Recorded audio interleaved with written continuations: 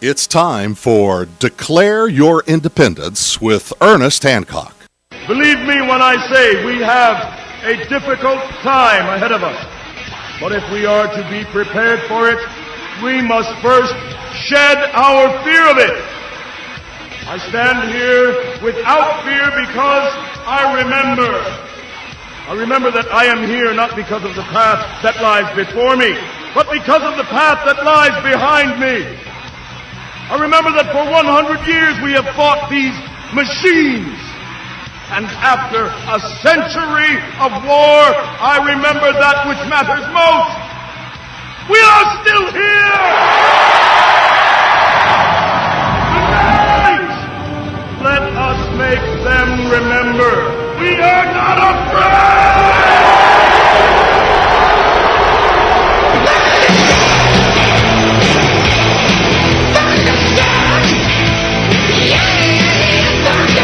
No fear here on Declare Your Independence. With me, Ernest Hancock, here in Phoenix, Arizona, from the beautiful studios of Freedoms with an S, freedomsphoenix.com, here at the farm. Now, it's, I tell you what I've done. I just can't deal with the pressure of April 15th, because it's a good day now. It's my daughter-in-law's birthday. So you know what?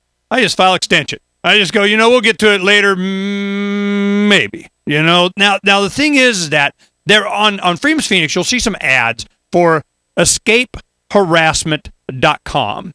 Now, you start looking at this, Thomas, he books these guys, we're going to advertise to the community, these kind of things that they're interested in. So I'm looking at, all right, escape from harassment, or harassment from whom, for what?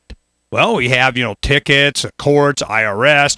Well, we have a volunteer, Dave. Now, Dave's going to help us out. If they go to escapeharassment.com, they're going to get what kind of information? What is it that they're going to escape, and how are you going to help them? Dave, help me out. Okay. What you're going to escape is harassment from government agencies, such as the IRS. The government, as you know, is not a live, natural person. There is no Mr. or Mrs. Government. It's a piece of paper. In fact, as George Bush said, it's nothing but a doggone piece of paper. Yeah, with a gun behind it. There's always a gun involved.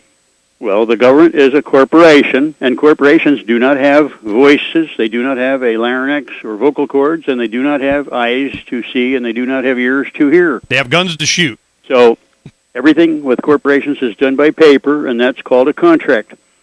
And everything, the definition of a contract is the offer, the acceptance of that offer, at which point in time, by law, a contract arises from the acceptance. So to avoid being tricked into the acceptance trap, we teach, do not accept their offers, and do not get tricked for the appearance trap. The definition of appearance, right out of a law encyclopedia called Corpus Juris Secundum, that's the second edition, Corpus Juris Secundum, definition of appearance is, if you do anything at all that's beneficial to one party or detrimental to another party, you have made appearance by doing that. If it's not neutral, it's beneficial to somebody or detrimental to somebody. If it's got to be neutral, or else you go to jail. And also out of Corpus Juris Secundum, the definition of acceptance is intent to retain their offers or papers or presentments or tickets or summonses or whatever paper. If you retain it, that means if you keep it, they don't care if you crumple it up and retain it in your round circular file called a trash basket. If you can't prove you sent it back, that's retaining, and that's acceptance, according to Corpus Juris Secundum. Okay, now wait a minute. Let me go ahead and get the audience up to speed on how we're going to deal with this today. In the second hour, we're going to have Sheriff Richard Mack talking about a sheriff in Pacific Northwest, I believe. There's a sheriff that's up against the federal government, Forest Service, blah, blah, blah. And this is what happened. He's going, look, how is it that you guys have jurisdiction over the people I'm here to protect? And I say, no. They go, well, there was a piece of paper that somebody signed. A previous sheriff said, this cooperative policing, we get to rule you and do whatever we want thing. He's going, you know what?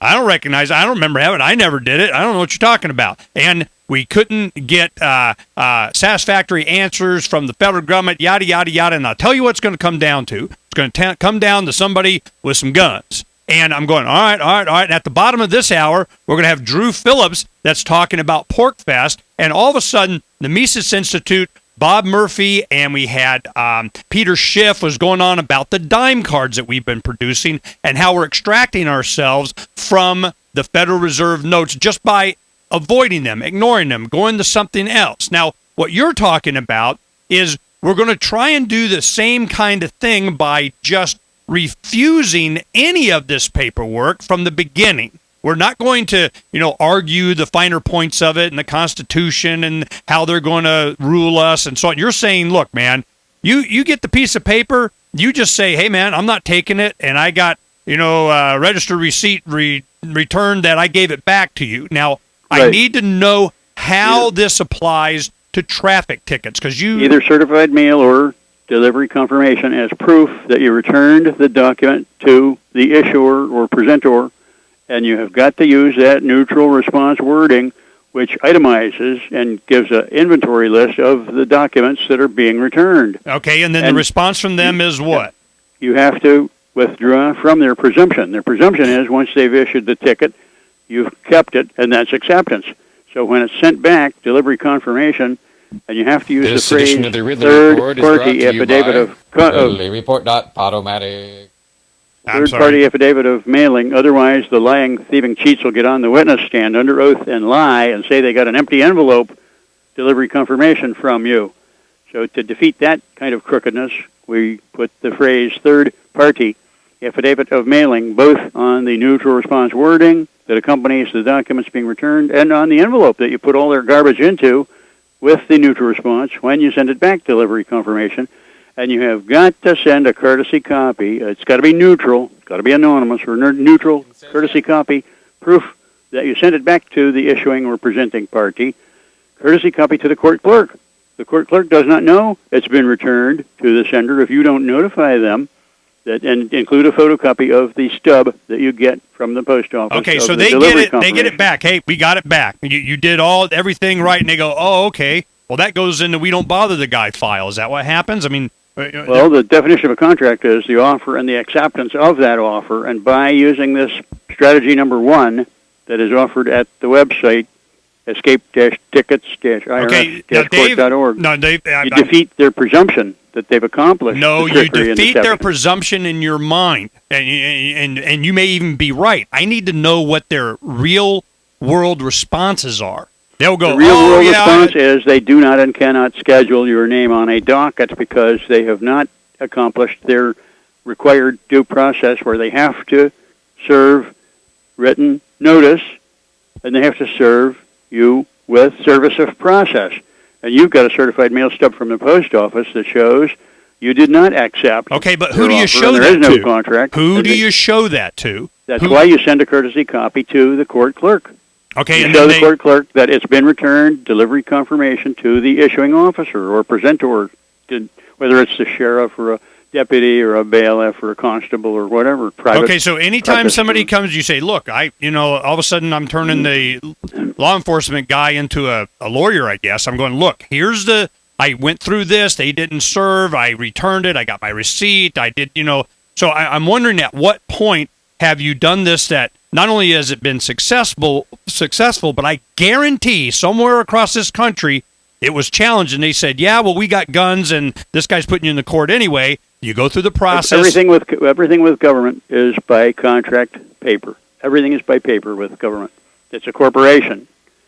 And okay, now this is what we're going to do, Dave. Due process, they have this is what we're going to do, Dave. We're going to be going up against a break here in just a little bit. So what we're going to do is when we come back, what I want to do is I want to make sure that we understand. I'm sure this has been challenged. Somebody's saying, yeah, you may have done it all correctly, but we don't care. And then it goes to court. It goes before a judge. It goes into the system, and we need to find out. You're skipping step 2 and step 3. Well, we're going to find out when we come back here on Declare Your Independence with me, Ernest Hancock, and Dave from EscapeHarassment.com. We'll be right back on Declare Your Independence in just a little bit.